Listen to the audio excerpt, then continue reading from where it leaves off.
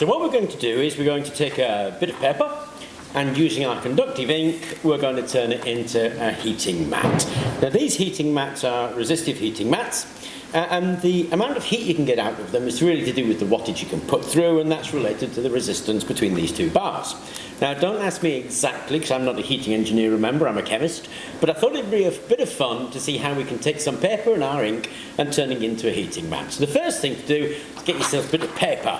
You need a flat surface because the paper obviously is not really dimensionally stable, and what we need to do with it is something to make it dimensionally stable so that we can apply the heating ink, which is water-based, remember, but not have the paper buckle. And I've found that basically taping it down to a nice fixed surface helps not have everything move. It does leave you little edges, but you can trim those edges off, and as if everything's A4, then we trim them off, we can get them into one of these laminating pouches for safety. So having taped it down, what we first need to do is varnish the paper, and this is a satin outdoor varnish. It needs a little bit to dry, but tape your paper down, take some of your varnish, and varnish the back of the paper.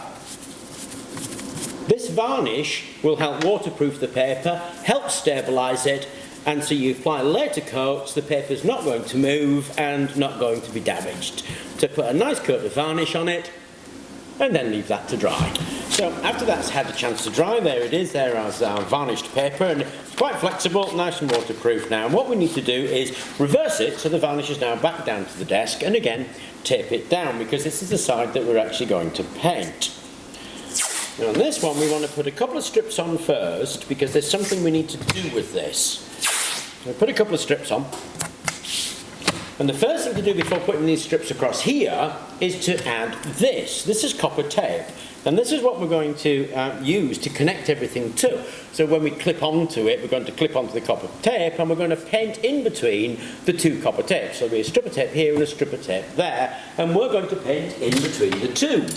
So cut yourself a length of tape and another length,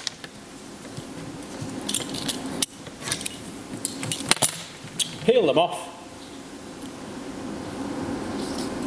and stick them down just inside the green tape that I've just put down. So we're actually going to cut that green tape away, and that's going to become waste. Don't peel it off all the way because we don't want it to stick to everything just right now. So we just peel it to that point there.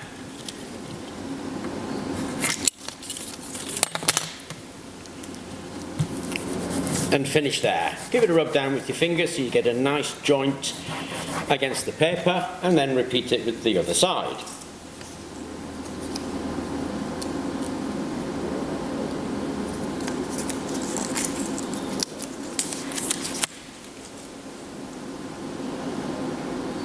And we're just inside the green.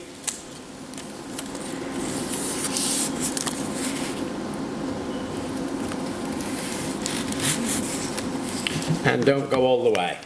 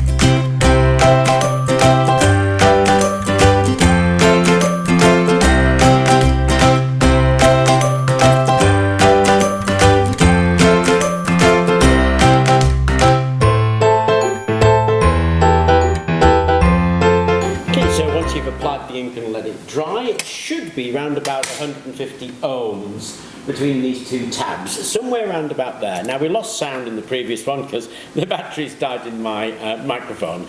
That didn't say anything particularly important, apart from when you finish the paintwork, do it in that direction, because it's kind of like lines, little tram lines, and there is a difference in the resistance. So if you paint it in that direction, it has a lower resistance than if you finish it in that direction. So make sure you finish the paint in that direction. Once you've done that, we can trim this out, and just do that by laying over a ruler, get yourself a carpet knife of some description, and slice all the way through. And here we need to line up against that side of the copper, and again, slice all the way through. And the same on the other side. You just line it up and slice it through. Then your heating pad should lift out, and there it is. So there's the varnish on that side, there's the carbon painted on that side with its copper strips, and that's all ready to go.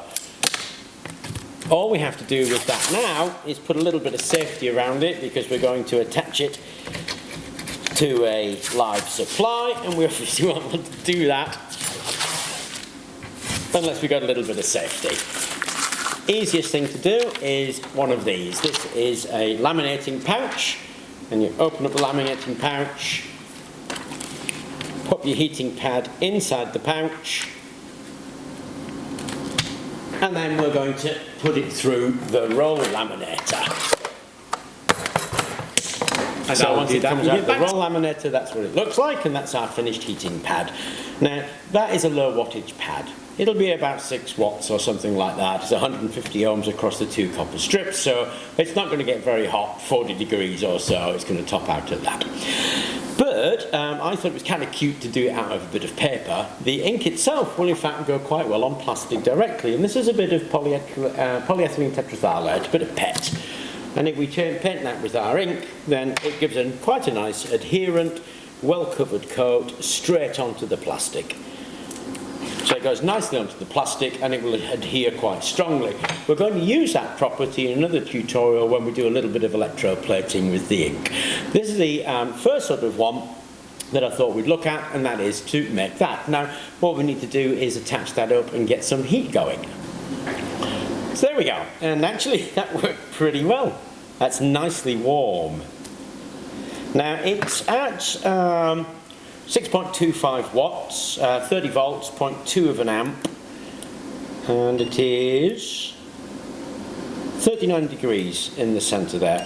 It's been running for quite a while because I wanted to see if it was stable or not. It's staying around 39, 40 degrees centigrade on that. So that's how to take a piece of paper and a bit of our conductive ink and make yourself a heating mat. I hope it was of interest to you, and thank you very much for watching.